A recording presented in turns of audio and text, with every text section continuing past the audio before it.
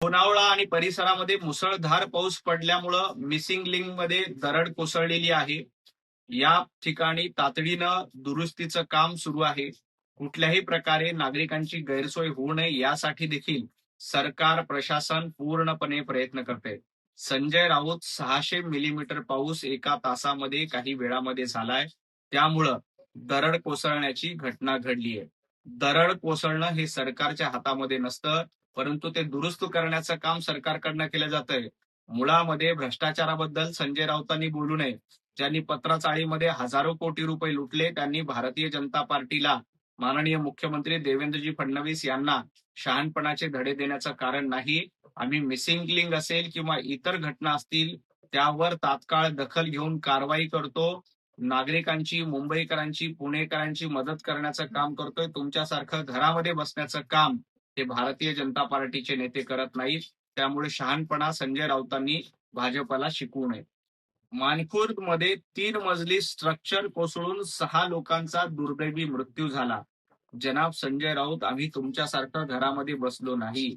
मी स्वतः तातडीने घटनास्थळी पोहोचलो होतो. महाराष्ट्राचे आपत्ती व्यवस्थापन मंत्री गिरीश महाजन रात्री 2 वाजता घटनास्थळी पोहोचले, आढावा घेतला, लोकांना मदतीचं काम केलं. भर पावसामध्ये उभं राहून लोकांची मदत केली. तुमच्यासारखं मातोश्रीमध्ये बसून उंटावरून शेळ्या हाकण्याचं काम भारतीय जनता पार्टी करत नाही. मुंबईच्या महापौर रितुताई तावडे या स्वतः हॉस्पिटलमध्ये जाऊन नातेवाईकांची विचारपूस केली. माननीय मुख्यमंत्री देवेंद्रजी फडणवीस साहेबांनी 5 लाखांची मदत देखील मानखुर्द मधल्या दुर्घटनेतील नातेवाईकांना दिलेली आहे. संजय राऊत, घटना घडल्यानंतर तातडीनं तिथे पोहोचून लोकांना मदत करणारे आम्ही आहोत. रस्त्यावर उतरून लोकांना साथ देणारे आहोत. मुंबईकर बघतायत की मातोश्रीमध्ये बसून 25 वर्ष कारभार करणारे दुर्घटना घटल्यानंतर देखील उद्धवजी ठाकरे असतील, संजयजी राऊत असतील, आदित्य ठाकरे कधीही घटनास्थळी पोहोचले नव्हते. परंतु आमचे नेते असतील, कार्यकर्ते असतील, हे रस्त्यावर उतरून लोकांची मदत करतात. दुर्घटना झाल्यानंतर तातडीनं मदत पोहोचवली जाते आणि दुर्घटना घडू नयेत यासाठी देखील प्रयत्न सुरू आहेत. ठेकेदारी, कमिशनखोरी आणि वसुली हा जनाब संजय राऊत आणि उबाटा गटाचा धंदा आहे. मेवा खाण्याचं काम, मुंबई महापालिका लुटण्याचं काम उबाटा गटानं 25 वर्ष केलंय. त्यांनी भारतीय जनता पार्टीला शिकवू नये. आम्ही रस्त्यावर उतरतो, लोकांची सेवा करतो, मेवा खात नाही, हे संजय राऊतांनी लक्षात ठेवावं. ठेकेदारी करून, मोठ्या प्रमाणामध्ये लूट करून 25 वर्ष मुंबईला कंगाल करून ठेवलंय.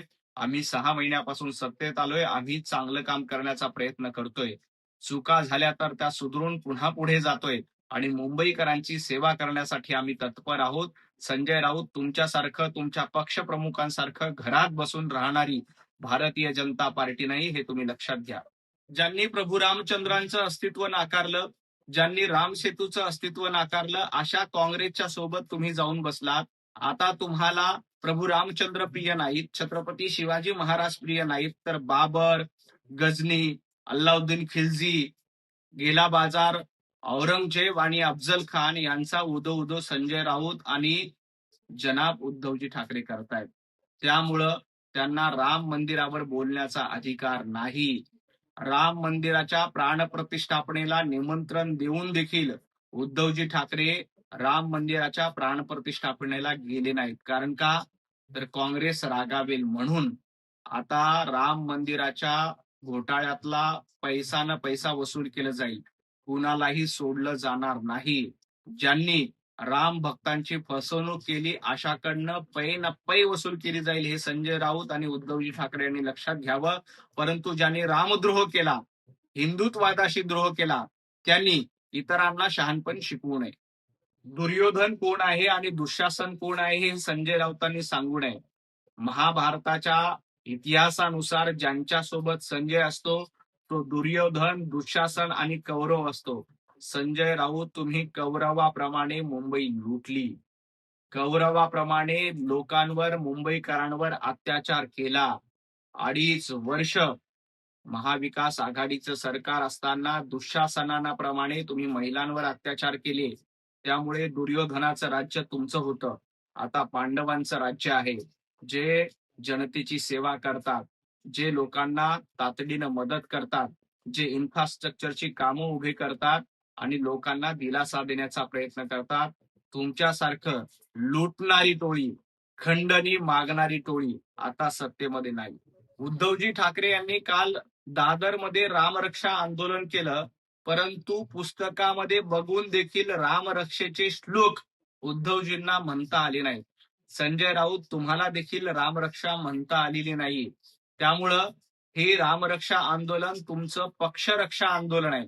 पक्ष वाचवण्यासाठी, गेलेली मतं वाचवण्यासाठी तुम्ही रामरक्षेच्या नावाखाली पक्षरक्षा, आमदार रक्षा, नगरसेवक रक्षा आंदोलन करतायत. परंतु एक गोष्ट लक्षात घ्या, तुम्हाला रामरक्षा म्हणता येत नाही. तुम्हाला प्रभू रामचंद्रांचे विचार मान्य नाहीत. तुम्हाला हिंदुत्ववाद मान्य नाही.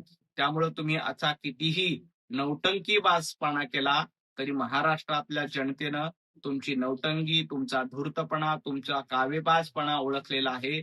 तुमच्या अहंकाराची लंका ही महाराष्ट्रातल्या जनतेनं जाळून टाकली आहे. येणाऱ्या काळात देखील उद्धवजी ठाकरे, संजय राऊत, तुम्ही ज्या अहंकाराच्या भाषेमध्ये बडबड करता त्या अहंकाराची राख महाराष्ट्रातील जनता निश्चितपणे करेल.